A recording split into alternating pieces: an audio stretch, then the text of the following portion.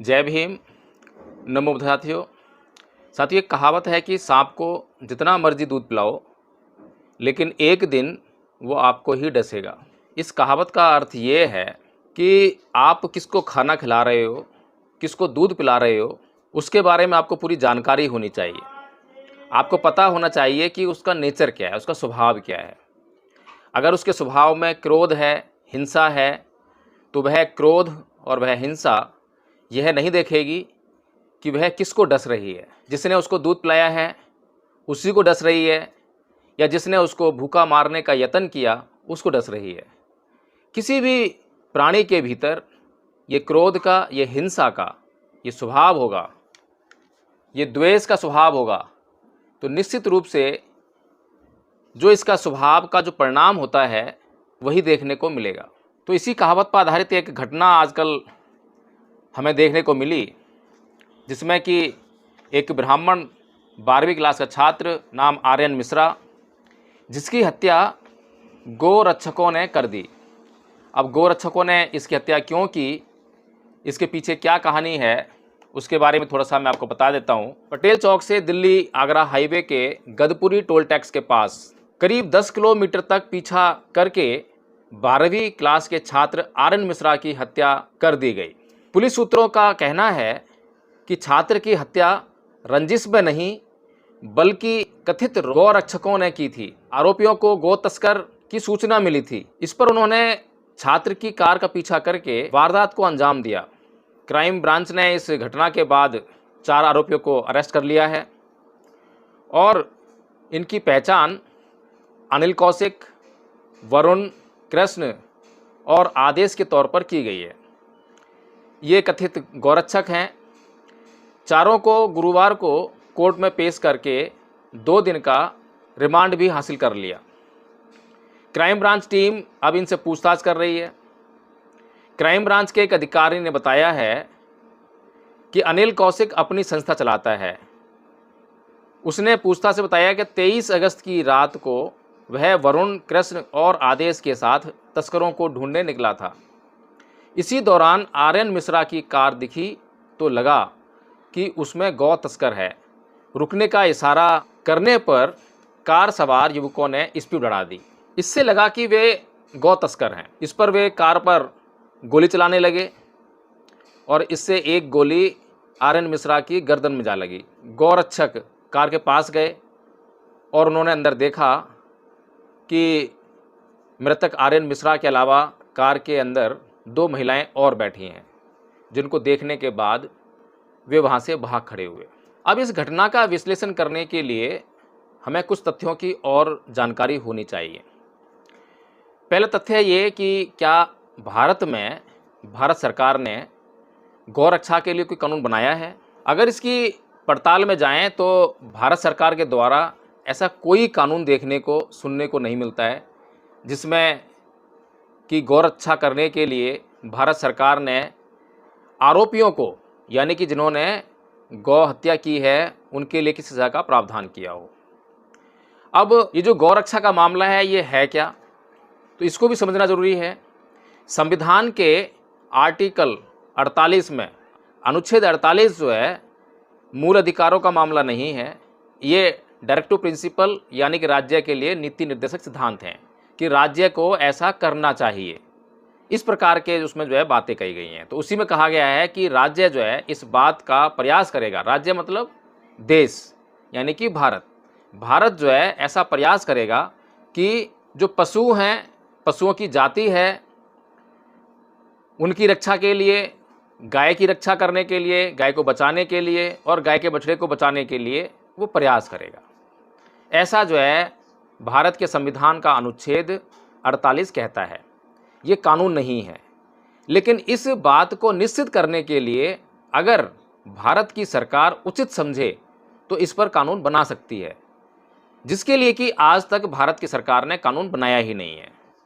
अब अगर भारत सरकार ने इस पर कानून नहीं बनाया गया है तो ये गोरक्षक कौन हैं, इन्हें गोरक्षा का अधिकार कहाँ से मिला, और क्या गोरक्षा के नाम पर मनुष्यों की हत्या की जा सकती है।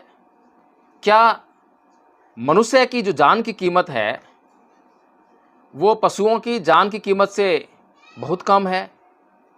इन सभी बातों पर आज समय है कि हमें गौर कर लेना चाहिए। आज जिस आर्यन मिश्रा की हत्या की गई है वह ब्राह्मण समाज से आता है और इसी ब्राह्मण समाज ने भारत के अंदर ये जहर फैलाया है कि भारत के लोगों को गाय नहीं खानी चाहिए, गाय नहीं काटनी चाहिए, गाय की रक्षा करनी चाहिए, गाय की पूजा करनी चाहिए, गाय का गोबर खाना चाहिए, गाय का पेशाब पीना चाहिए। ये सब जो बातें हैं, उल-जुलूल बातें, अफवाहें, इन्हीं ब्राह्मण समाज के लोगों ने भारत के भीतर फैलाई है। आज जो मैंने कहा शुरू में कि सांप को दूध पिलाओगे तो वो किसको डसेगा, इसका कोई भरोसा नहीं है। जिसने दूध पिलाया है उसको भी डस सकता है, उसके सामने जो पड़ेगा, उसका स्वभाव है डसना, क्योंकि वो क्रोध और हिंसा से भरा रहता है। तो इसी प्रकार से जब ये जो क्रोध, हिंसा, नफरत, द्वेष, घृणा, इसका जहर जब भारत के भीतर फैलाया तो उससे कौन बचेगा? क्या किसी भी व्यक्ति के भीतर, चाहे वो ब्राह्मण समाज का व्यक्ति है, अब ब्राह्मण समाज के जैसे कि मान लीजिए अभी आर्यन मिश्रा है, अगर आर्यन मिश्रा जी इनके दिमाग में क्रोध हो, हिंसा हो, द्वेष हो, घृणा हो, तो इससे कौन बचेगा और कौन मरेगा? अगर इनके परिवार में ही आपस में लड़ाई झगड़ा हो जाए तो क्या इनके ही परिवार के लोग जो हैं इनके क्रोध, इनके द्वेष, इनकी घृणा के शिकार नहीं होंगे? ये छोटी सी और बहुत ही मोटी मोटी बात है। इस बात को समझाने के लिए हम लोग इतना प्रयास करते हैं। भगवान बुद्ध का देश है ये। भगवान बुद्ध ने शांति, अहिंसा, धैर्य, क्षमाशीलता, इनके लिए लोगों को प्रोत्साहित किया। इन सभी बातों से भारत के लोग अपना जीवन सुंदर बना सकते हैं। लेकिन ये जो गौरक्षक हैं, इनको गौरक्षा करने का लाइसेंस किसने दिया? क्या इनके पास गौरक्षा करने का लाइसेंस है? उसके ऊपर से जो हरियाणा के मुख्यमंत्री हैं उनकी टिप्पणियाँ आती हैं। वो कहते हैं कि ऐसी वारदातों को रोका नहीं जा सकता। अब बताइए, अगर मान लीजिए कि गौरक्षा करने का कानून बना दिया जाए, वैसे तो देश में पशुओं की हत्या करने पर पाबंदी के बहुत सारे कानून हैं, लेकिन हर तरह के पशु के लिए नहीं है। जैसे कि मुर्गा भी एक पशु है, उसकी हत्या को रोकने के लिए किसी प्रकार का कानून नहीं है, बल्कि सरकार जो है खुद से मुर्गा काटने के लिए लाइसेंस इशू करती है। लाइसेंस इशू करती है मतलब खुद सरकार ये चाहती है कि हाँ ऐसी हत्या हो। मछलियां हैं, उनकी हत्या को रोकने के लिए कोई कानून नहीं है। बकरे हैं, उनकी हत्या रोकने के लिए कोई कानून नहीं है। और सबसे बड़ी बात यह है कि इस देश में, पूरी दुनिया में जो बीफ सप्लाई होता है, बीफ यानी कि बीफ का मतलब गाय का मांस, गाय का मांस का निर्यात करने में भारत पूरी दुनिया में नंबर 1 या नंबर 2 पर आता है। और ये जो गाय का मांस सप्लाई करने वाली जो कंपनियां हैं वो किसकी हैं? अगर उनका नाम देखेंगे तो नाम उनका मुस्लिम है, लेकिन जिन लोगों की कंपनियां हैं वो ब्राह्मण हैं। यही ब्राह्मण जो है भारत के अंदर यह जहर फैलाता है कि गौ रक्षा करनी चाहिए, गौ की पूजा करनी चाहिए और गौ की हत्या करने वालों की हत्या कर देनी चाहिए। लेकिन वहीं पर भारत जो है पहले और दूसरे नंबर पर गौ मांस का एक्सपोर्टर बन जाता है। तो इसलिए भारत के लोगों को ये समझना पड़ेगा कि जो खाने का जो मामला है, फूड, ये फूड जो है शरीर की आवश्यकता का मामला है और आज के समाज की चॉइस का मामला है, किसको क्या खाना है, किसको क्या नहीं खाना है। इस घटना में एक और हमें बात सोचनी चाहिए, समझनी चाहिए कि अगर वास्तव में पुलिस ईमानदार है तो जिस प्रकार से पूछताछ में ये निकला कि इन गौ रक्षकों को उनकी टीम ने यह सूचना दी, एक शब्द टीम साफ साफ यहाँ पर लिखा गया है, अखबारों में रिपोर्टिंग हुई है इस बात की, और पुलिस ने ये बताया है कि ये जो गौ रक्षक हैं इनको सूचना मिली उनकी टीम के द्वारा कि गौ तस्करी हो रही है। तो यानी टीम की सूचना मिली है तो टीम है, तो खाली ये जो 4-5 लोग हैं जिन लोगों ने आर्यन मिश्रा की हत्या की है यही जिम्मेदार नहीं है। अब पूरा नेटवर्क भारत में जहाँ जहाँ इन लोगों का नेटवर्क है, सबको पकड़ा जाना चाहिए। तो आईपीसी की धारा 120 बी के तहत जो है षड्यंत्र का मामला उन समस्त गौरक्षकों के खिलाफ दर्ज होना चाहिए जो कि गौरक्षा में शामिल हैं, टीम बनाकर या बिना टीम बनाकर। और भारत में जितनी भी संस्थाएं गौरक्षा करने का काम कर रही हैं, गौरक्षा करने का काम किसी भी निजी संस्था को नहीं होना चाहिए। गौरक्षा का काम अगर इनको गौरक्षा करवानी है, भारत में वास्तव में ही गौरक्षा होनी चाहिए, तो सबसे पहले जो भारत की कंपनियां गौ मांस को एक्सपोर्ट करती हैं उनको बंद करवाने के लिए अभियान इनको चलाना चाहिए। ये बेचारे निर्दोष लोगों को मारकर गौरक्षा नहीं हो सकती है, गौरक्षा इस प्रकार हो भी नहीं सकती है। और गाय रक्षा को आप अपनी भावना मत बनाइए। अगर भगवान बुद्ध के कहने पर चलेंगे तो आपकी गाय सुरक्षित हो जाएगी। गाय ही सुरक्षित नहीं होगी बल्कि और भी तमाम तरह के जीव जंतु इस देश में सुरक्षित हो जाएंगे। हर एक जीव को अपना जीवन प्रिय है। यही जो गौ रक्षक हैं, अगर इनके जीवन को कोई लेने के लिए वहाँ पर खड़ा होता, मान लीजिए आर.एन. मिश्रा के लोग वहाँ खड़े होते, ये 5 लोग थे, वहाँ पे 10 लोग होते, इनके सर पर जो है रिवॉल्वर तान दी जाती, तब क्या करते ये लोग। और सबसे मुख्य बात कि जो आज गौरक्षा की बात कर रहे हैं, अगर इतिहास में झांक कर देखें तो गाय की हत्या करने वाले कौन लोग थे और उस समय गौ की रक्षा किसने की? गाय की हत्या करने वाले ब्राह्मण थे। आज जो हिंदू धर्म को मानने वाले लोग, ये जो गौरक्षा का अभियान चलाने वाले लोग हैं, इसमें इक्का दुक्का ब्राह्मण होंगे, बाकी सब जो है SC ST OBC होंगे। और उनको एक हिंदुत्व की भावना के तहत उनको इस बात के लिए प्रेरित किया जा रहा है कि वो गौरक्षा करें, गाय की पूजा करें, गाय का गोबर खाएं और गाय का पेशाब पिएं। लेकिन अगर इतिहास को पढ़ें ध्यान से, अपने धर्म ग्रंथ ही पढ़कर देखें, तो यज्ञों में बलि किसकी दी जाती थी और कौन देता था, कौन यज्ञ कराता था?